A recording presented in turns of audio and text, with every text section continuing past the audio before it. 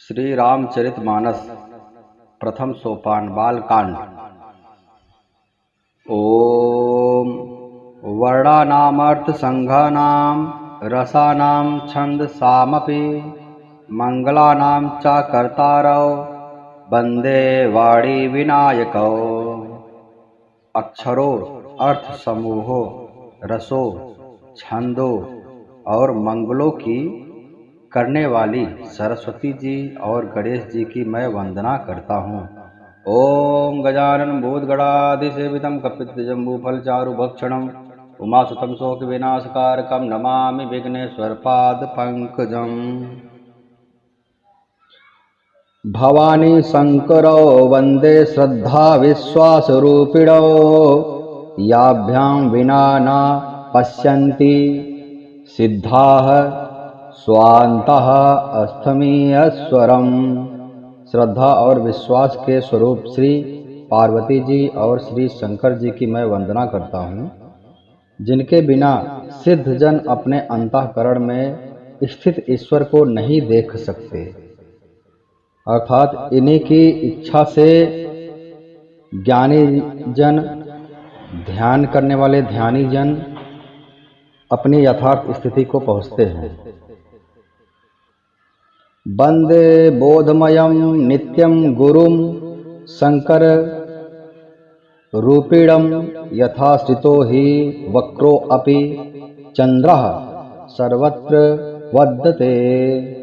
ज्ञानमय नित्य शंकर रूपी गुरु जी की मैं वंदना करता हूँ, जिनके आश्रित होने से टेढ़ा चंद्रमा भी सर्वत्र वंदित होता है।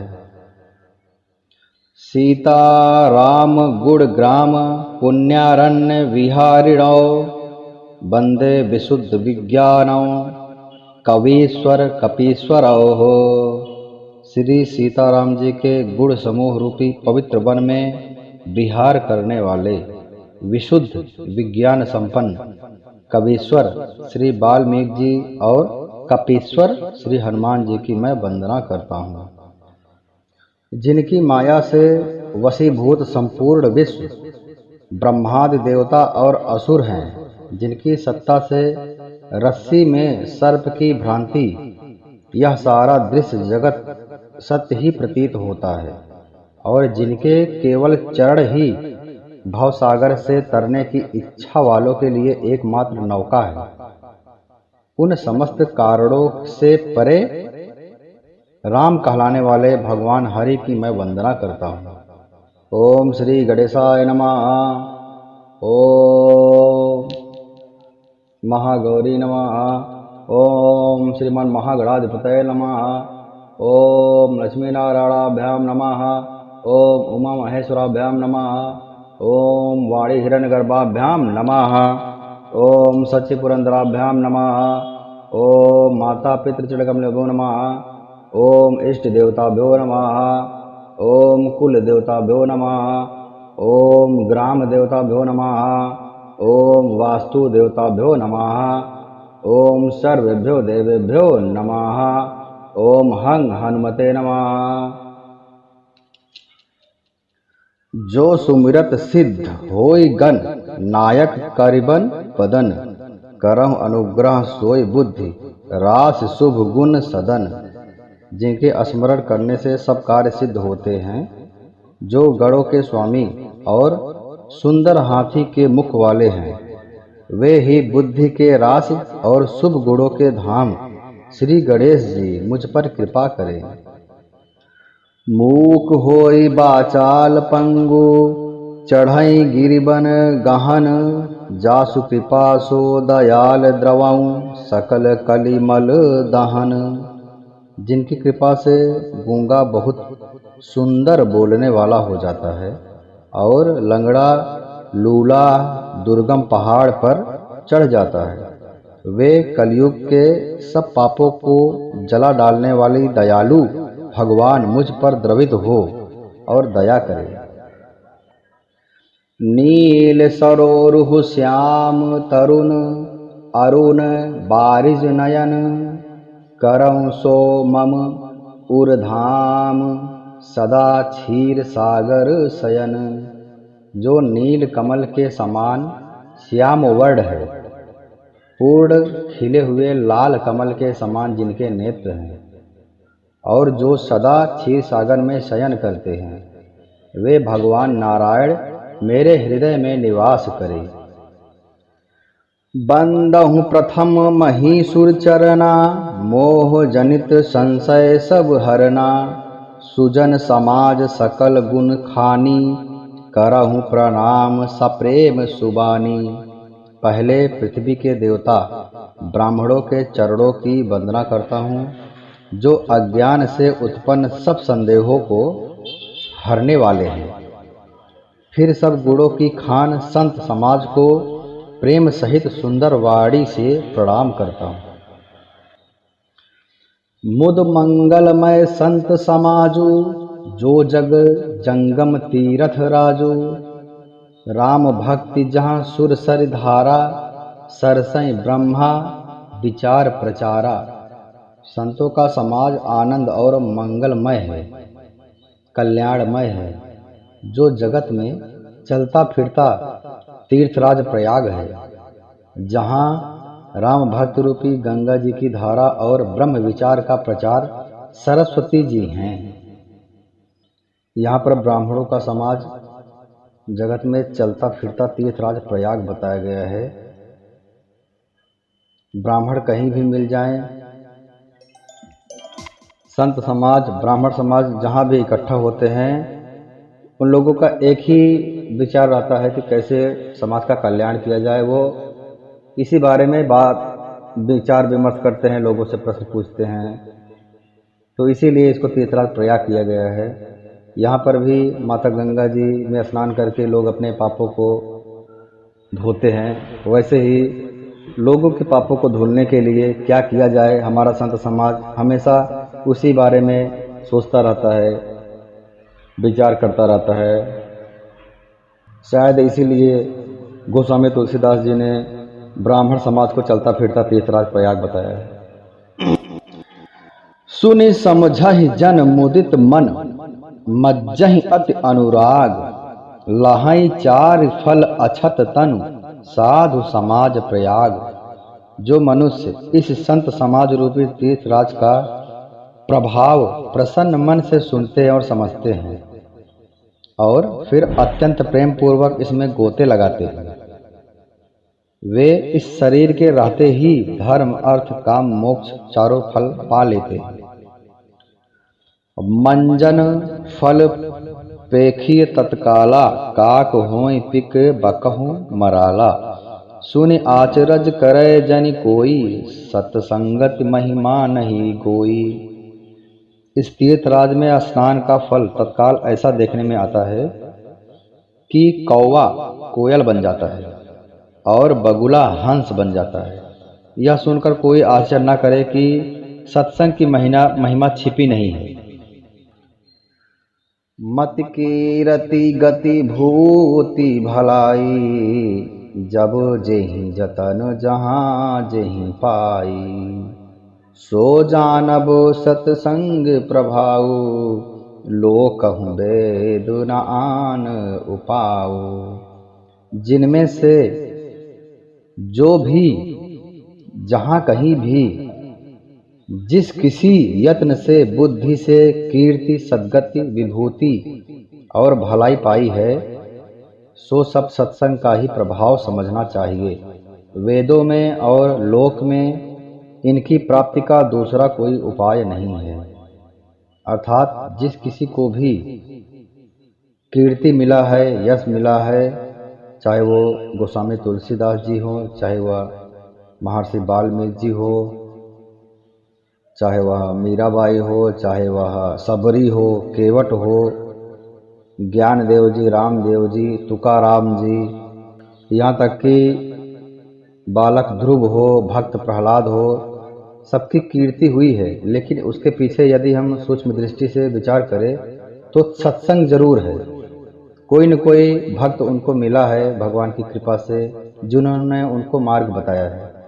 जैसे भगवान बुद्ध, जैसे जब बालक ध्रुव जा रहा था तपस्या करने, तो वहाँ पे नारद जी स्वयं मिल गए और उन्होंने उनको गुप्त मंत्र बताया कि इस मंत्र का जाप करना है।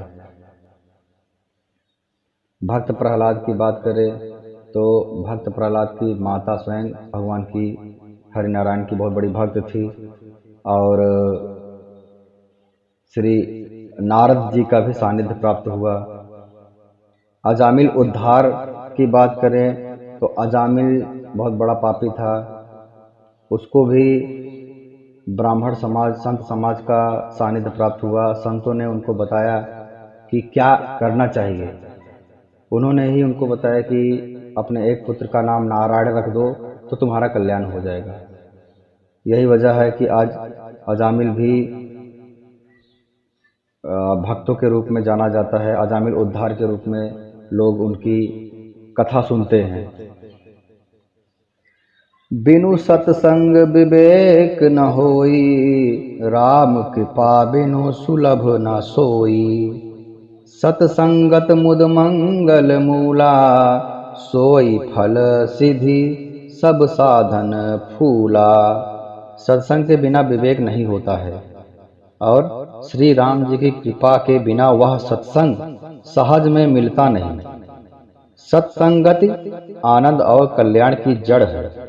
सत्संग की सिद्धि ही फल है, और सब साधन तो फूल हैं। बिनु हरि कृपा मिले नहीं संता। बोला गया है कि भगवान की जब विशेष कृपा होती है तभी संत समाज, संत तुम्हारे दरवाजे पे आता है या तुमसे मिलता है। फिर उसकी कृपा से आपके आनंद के द्वार खुलते हैं, आपको विवेक आता है।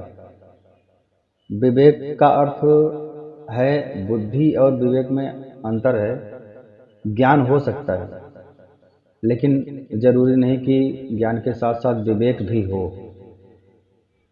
जैसे किसी ने रामायण पढ़ लिया, महाभारत पढ़ लिया, गीता, भागवत पुराण, शास्त्र पढ़ लिए, सब पढ़ लिए, लेकिन जब भी उसका उपयोग नहीं कर पा रहा है अपनी बुद्धि से, उसमें क्या दिया गया है उसको अपने जीवन में नहीं ला रहा है, तो वह विवेकी नहीं है। विवेक का अर्थ है कि जो भी नॉलेज है उसको, जो भी उसको ज्ञान है, उसको अपने प्रत्यक्ष जीवन में आचरण में लाए, उसको विवेक बोलते हैं, विवेकी बोलते हैं। संत मिलता है हमको तो जो भी हमारे प्रश्न है, जो भी भगवान के बारे में हमारी सवाल है, हमारे जो संशय है, उसको संत नष्ट करता है। तो इसकी वजह से हमारी जो आस्था है वो भगवान के प्रति दृढ़ हो जाती है। जब तक हम पूर्ण रूप से भगवान के बारे में अच्छे से नहीं जानेंगे, जो भी हमारे संशय है वो दूर नहीं होंगे, तब तक हम पूर्ण रूप से भगवान के प्रति समर्पित भी नहीं होंगे। क्योंकि हमारे मन में कहीं न कहीं कुछ सवाल है, कुछ प्रश्न है जिसके हल नहीं मिले हैं, तो भगवान के प्रति पूर्ण रूप से आस्था विश्वास नहीं हो पाएगा। इस संदर्भ में एक बहुत छोटा सा दृष्टांत है। अजगर करे न चाकरी, पंछी करे न काम, संत मलूका कह गए सबके दाता राम। पहले मलूक दास जी भगवान के भक्त नहीं थे। तो जब भी, ये सत्य बात है, जब भी किसी को पता नहीं है भगवान के बारे में, भगवान क्या है, कैसे लोगों की मदद करता है, तो लोग नहीं मानते हैं, पूर्ण रूप से नहीं मानते हैं। ऊपर ऊपर से मान सकते हैं, लेकिन पूर्ण रूप से नहीं मानते हैं। तो संत मलूका ऐसे ही थे, भगवान को नहीं मानते थे। उनको एक भगवान का भक्त मिला, उन्होंने बोला कि भगवान का नाम लो, राम का नाम लो। तो मलूक जी बोले कि क्या भगवान राम मुझको खाना देगा क्या? तो वो संत बोले हाँ खाना देगा, भगवान हर दिन सबके पेट में कुछ ना कुछ डालता ही है। तो उन लोगों में शर्त हो गई। तो मलूक जी बोले कि अगर आज मुझको खाना मिला, आज मुझे भगवान राम, तुम्हारे राम ने खाना दिया, तो मैं राम का बहुत बड़ा भक्त हो जाऊंगा और आपका शिष्य हो जाऊंगा। यदि खाना नहीं दिया तो फिर आप भगवान का ये जो राम राम राम राम बोलते हो ये बंद कर देना और तुम मेरे शिष्य हो जाना। तो उस भक्त ने, यह संत, यह जो शर्त है स्वीकार कर लिया। तो अंत में क्या हुआ कि मलूक जी उस दिन व्रत रख लिए कि आज मुझे कुछ भी खाना नहीं है। कैसे भी करके। घर पे पहुँचे, उनकी पत्नी बोली, आओ बहुत थके हो गए, भूख लगी होगी, चलो मैं खाना लगा देती हूँ। तो मलुक जी को गुस्सा आ गया कि अभी से ही चालू हो गया खाने का सिलसिला। भगवान राम तो बहुत ही जल्दी खिलाना चाहते हैं। तो उन्होंने बोला आज मैं नहीं खाऊंगा, आज मुझे नहीं खाना है, मुझे खाने के बारे में आज कोई मत बोलो। तो घर में थे, पत्नी बार बार बोल रही थी लगता है नाराज हो गए हैं, आज तो खाना ही नहीं खा रहे हैं। बार बार बोलती थी पत्नी, अरे क्या हुआ जी, खाना खा लीजिए, थोड़ा ही खा लीजिए। मलुक जी परेशान हो गए, अरे क्या बात, आज तो पीछे ही पड़ गए हैं, पता नहीं क्या हो रहा है। तो उन्होंने सोचा ऐसे ही है, तो यह तो भगवान राम ही सर्वकर्तुम मकर्थ अन्यथा कर्तुम समर्थ, मनश्च मनस्रोतस श्रोतम बोला गया है ईशान उपनिषद में। तो भगवान राम ही मन का मन है। मन के अंदर जो वृत्तियां आती हैं, जो विचार आते हैं, वो प्रभु की इच्छा से आते हैं। तो प्रभु की इच्छा से ही मलुक दास जी के पत्नी के मन में बार बार ये विचार आ रहा था कि अपने पति को खाना खिलाया जाए कैसे ही। इसलिए उनकी पत्नी बार बार उनको बोलती थी खाना खा लीजिए। तो ये तंग आ गए, इन्होंने घर छोड़ के निकल गए, बोले यहाँ रहूंगा तो कोई न कोई बोलता ही रहेगा, खाना खा लो। तो निकल गए, बोले मैं अभी आज मैं यहाँ पे रहूंगा नहीं, एकांत में चले गए हैं जंगल में। अब जंगल में इनको डर भी लगने लगा, नीचे रहेंगे तो हो सकता है कोई जानवर है, मार सकता है, काट सकता है। ये एक पेड़ पे चढ़े गए, मलुक जी पेड़ पर चढ़ गए, वहीं पर बैठे गए। उसी जंगल में कुछ लोग जा रहे थे और भगवान राम की कृपा से ही उसी पेड़ के नीचे बैठ करके वो लोगों ने खाने का प्रोग्राम बनाया। तो जैसे ही वो लोगों ने खाना निकाला, कोई जानवर की आवाज़ सुनाई दी, वो लोग डर के सब लोग भाग गए और खाना गलती से वहीं सब छूट गया। उसके बाद उसी रास्ते से कुछ चोर निकले। चोर ने देखा कि यहाँ पर कुछ खाना पड़ा हुआ है। उनके सरदार ने सोचा कि लगता है कोई हम लोग को मारने के लिए प्लान बनाया है और इस खाने में जहर मिला दिया है। क्योंकि पहले ऐसा होता था कि किसी को यदि पता चल जाता था कि चोर ये रास्ते से जा रहा है, तो उनको मारने के लिए गांव वाले कुछ न कुछ प्लान बनाते थे, कैसे इनको मारा जाए या फिर पकड़ा जाए। तो उनके सरदार ने इधर उधर देखा, कोई कहीं कुछ नहीं दिखाई दिया। किसी ने ऊपर देखा तो उनको एक इंसान दिखाई दिया, वो पेड़ पर लटका हुआ। तो उन लोगों ने सोचा कि शायद यही है, ये खाने में जहर मिलाकर यहाँ पे रखा है और इंतजार कर रहा है कब हम खाएंगे, कब हम मर जाएंगे या बेहोश हो जाएंगे, पकड़े जाएंगे, जिससे इसको बहुत सारा इनाम मिलेगा। यदि ये चोर पकड़वा दिया तो इसको राजा बहुत इनाम देंगे। तो सरदार ने उसको ही उतारा, भाई उतरो। तो वो बोला हम नहीं उतरेंगे। तो उतरो नहीं तो तुमको मार देंगे, मार मार के तुमको मार ही डालेंगे। उसको तलवार के जोर पे उतारा, फिर उसको उतरना ही पड़ा। उसके बाद सरदार ने बोला ये खाना खाओ। इसने बोला हम नहीं खाएंगे, शर्त लगी है। उसने पूरा वृतांत बताया। फिर भी सरदार ने बोला हमको बहलाना चाहते हो, हम लोग मूर्ख हैं क्या, तो मूर्ख बनाना चाहते हो, खाओ इसको। तो उसने बोला ये तो बहुत ही अजीब फंस गए हैं, नहीं खाते हैं तो हम तो मारे ही जाएंगे, तो जान से ही हाथ धो बैठेंगे, इससे अच्छा है हम खा ही ले। तो इसका कहने का मतलब ये है कि बाद में मलुक जी ने खाया। उसके बाद में वो भगवान राम के भक्त से मिले। भक्त ने बोला क्या हुआ, खाना खाए कि नहीं। तो मलुक जी बोले कि आपके भगवान तो बहुत ही खतरनाक हैं, उन्होंने तो तलवार के जोर पे खाना खिलाया, तो आज से मैं तुम्हारे राम का भक्त बन गया हूँ, मान गया हूँ। तो उन्होंने ही दोहा लिखा कि अजगर करे ना चाकरी, पंछी करे ना काम, दास मलुका कह गए सबके दाता राम। अजगर कुछ भी काम नहीं करता है, सोता रहता है, फिर भी वह भूख से नहीं मरता है, उसका पेट कैसे भी किसी न किसी तरीके से भरता है। पंछी कोई भी काम नहीं करता, कोई भी जॉब नहीं करता है, सर्विस नहीं करता है खाने के लिए, वो आराम से मस्त अपने मस्ती में मस्त रहता है, खेलता रहता है, फिर भी भूख से नहीं मरता है, उसको खाना अन्न मिल जाता है, पानी मिल जाता है। तो सब देने वाले प्रभु हैं, इसलिए हमको भी भगवान की इच्छा के ऊपर छोड़ देना चाहिए। जो कुछ भी हो रहा है सब प्रभु की इच्छा से हो रहा है, जो कुछ भी होगा सब प्रभु की इच्छा से होगा। भगवान श्री कृष्ण ने अर्जुन को भी यही उपदेश दिया है। हम जब अपने जीवन में बहुत सारा प्लान बनाते हैं, हम बड़े हो जाएंगे, पढ़ेंगे, इंजीनियर बनेंगे, लेकिन होता नहीं है कुछ वैसा। जा रहे हैं, रास्ते में ठोकर लग गई और हम मर गए, खत्म कहानी, सारा प्लान धरा का धरा रह गया। अभी रोज का ही प्लान उठ करके अगर कुछ प्लान करो, आज मुझे यहाँ जाना है, जाना है मार्केट, टमाटर लेके आना है, तो आप निकलोगे, कोई मिल जाएगा आपको, अरे सुनो कहाँ जा रहे हो, ये बात करने लगेगा। उसके बाद हो सकता है आप पैसे भूल गए हो सकता है मार्केट में टमाटर ही नहीं है। तो ऐसे बहुत सारे जीवन में हो सकता है जो कि प्लान के अनुरूप ना हो। तो हमको प्लान करके चलने से कुछ मतलब नहीं, जब होने वाला कुछ है नहीं। सब कुछ भगवान को समर्पित करके चलेंगे तो हम सुखी रहेंगे, क्योंकि हमारे अंदर टेंशन नहीं रहेगा, हमको कोई सी बात की चिंता नहीं रहेगी। जो होना है होगा, जो नहीं होना है वो नहीं होगा। सठ सुधरहि सतसंगति पाई, पारस परस कुधात सुहाई। विधि सब सुजत कुसंगत परहि, हनि मनि सम निज गुण अनुसरहि।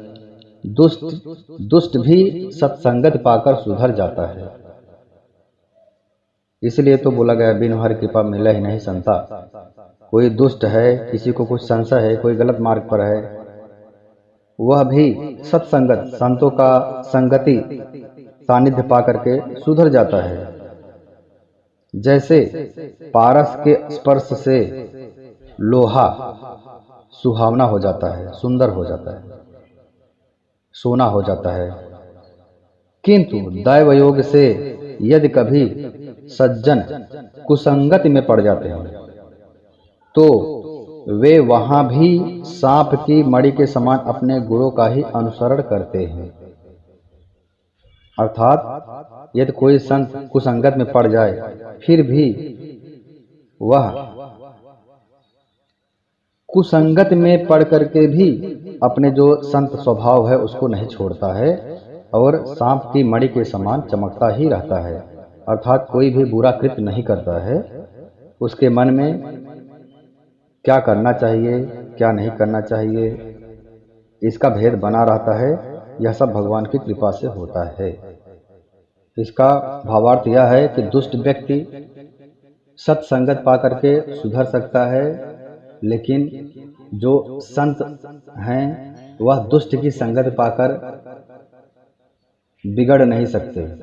यदि वह वास्तव में संत हैं, भगवान के प्रति समर्पित हैं, तो कोई भी संगति हो उनको हिला नहीं सकता है अपने पद से।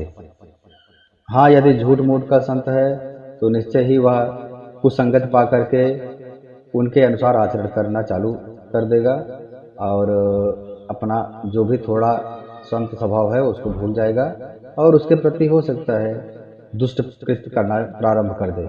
लेकिन यदि वास्तव में संत है तो यह ऐसा काम नहीं करेगा, क्योंकि भगवान की कृपा उसके ऊपर सदा बनी रहेगी और उसको हमेशा ही यह भान रहेगा हमको क्या करना चाहिए, हमको क्या नहीं करना चाहिए, धर्म क्या है, अधर्म क्या है, क्या कृत्य करने से भगवान प्रसन्न होते हैं, क्या करने से भगवान नाराज होते हैं, वगैरह वगैरह। संत सरल चित जगत हित, जान सुभाऊ सनेहू। बाल विनय सुनि करि कृपा, राम चरण रति देहूँ।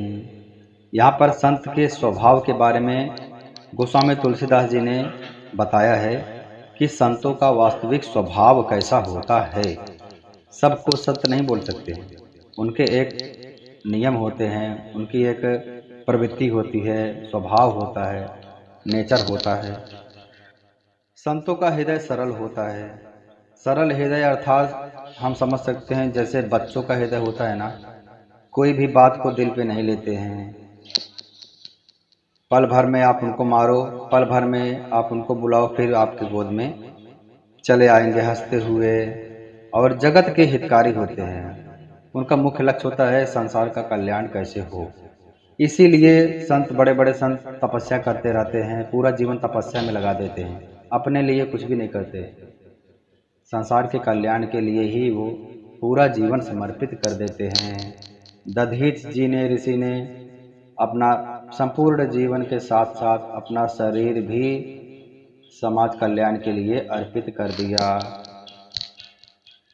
राजा शिवी जी ने अपने मांस काट के पक्षी की जान बचाने के लिए अर्पित कर दिए।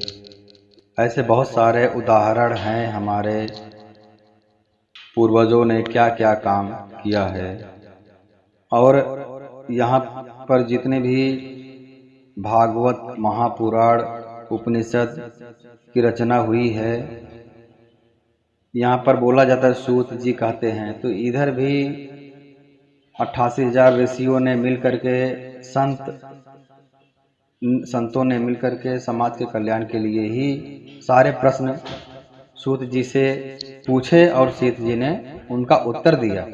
वही उत्तर ही हमारे काव्यों में, हमारे महापुराणों में संकलित करके लिखा गया है। शिव महापुराण, भागवत महापुराण, मत्स्य पुराण और गरुड़ पुराण, जितने भी 18 महापुराण हैं, सब में यही सब लिखा गया है कि संतों ने पूछा है और सूत जी ने उसका उत्तर दिया है। दुष्टों के बारे में गोस्वामी तुलसीदास जी लिखते हैं, बालकांड दोहा नंबर 4, उदासीन अति नीत हित सुनत जरहि खल रीति, जानि पान जुग जोरि जन विनती करहि सप्रीति। दुष्टों की यही रीति है कि वे उदासीन, शत्रु अथवा मित्र, किसी का भी हित सुनकर जलते हैं। दुष्टों का स्वभाव है कि यदि उनका कोई मित्र हो, उनका भी अगर कुछ अच्छा हो रहा है और वह बात दुष्टों के हृदय में, दुष्टों के कानों में पड़ रही है, तो उनको अच्छा नहीं लगता है। और यदि उनका शत्रु हो, शत्रु का भी कुछ हित हो रहा है, तो शत्रु की भी बात सुन करके उनको हृदय जलता है। और वैसे ही मित्र का भी हित सुन करके उनका हृदय जलता है। अर्थात कोई भी हो, यदि उदासीन भी हो, किसी से उनको कोई मतलब नहीं है, तब भी यदि उसका अच्छा हो रहा है, ना तो वह मित्र है ना तो यह शत्रु है, फिर भी वह देख करके दुष्टों का हृदय जलता है, उसको अच्छा नहीं लगता है। तो यह दुष्टों का मुख्य आचरण है, मुख्य व्यवहार है, वो किस टाइप के होते हैं। तो हमको यह समझना चाहिए, यदि कोई हमको मिल गया है, कोई भी हो, हमारे रिश्तेदार हो या अनजान व्यक्ति हो, यदि वह किसी की बुराई कर रहा है, उसमें अपना समय व्यतीत कर रहा है कि फलाना तो ऐसा होता है, उसके घर में अच्छा नहीं है, लोगों की बुराई करता है, तो सारा समय उसी की बुराई में खर्च कर रहा है। और हम भी यदि उसके साथ सुन रहे हैं, तो एक तो वह बुरा है, वह दुष्ट स्वभाव का है, उसने अपने जीवन का उतना समय दूसरों की बुराई में खर्च कर दिया, और हम भी उसके साथ सुन रहे हैं, तो कहीं न कहीं हम भी दुष्ट संगत में पड़ रहे हैं। और प्रकृति का नियम है कि किसी के बारे में यदि बुराई होती है तो हमको बहुत अच्छा लगता है, हमारा समय कब व्यतीत हो जाता है हमको पता नहीं लगता है। और उसी प्रकार यदि सत्संगत हो रहा है, कहीं महापुराण का प्रवचन हो रहा है, वहाँ पर हम जाएंगे तो हमको अच्छा नहीं लगता है, अपने आप को खींच कर लेके जाना पड़ता है कि चलो थोड़ा सुन लेते हैं, जबरदस्ती उसमें हमारा मन नहीं लगता है। जबकि दूसरों की बुराई सुनने में कब 2 घंटे, 4 घंटे, 5 घंटे बीत जाता है हमको पता नहीं चलता, इसमें हमारा मन बहुत लगता है। मन जो है वो माया का पुत्र है, इसलिए मन जो है माया के पीछे भागता है, और माया यह संपूर्ण संसार है। तो संसार रूपी जो भी बातें होती हैं उसमें हमारा मन बहुत लगता है, क्योंकि वह उसी से जुड़ा हुआ है।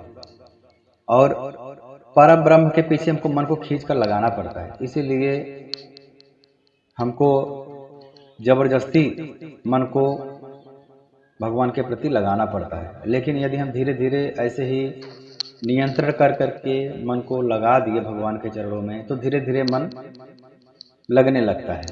जैसे कोई बच्चा हो, स्कूल उसको भेजना है प्रारंभ में, तो उसका मन नहीं लगता है स्कूल जाने में।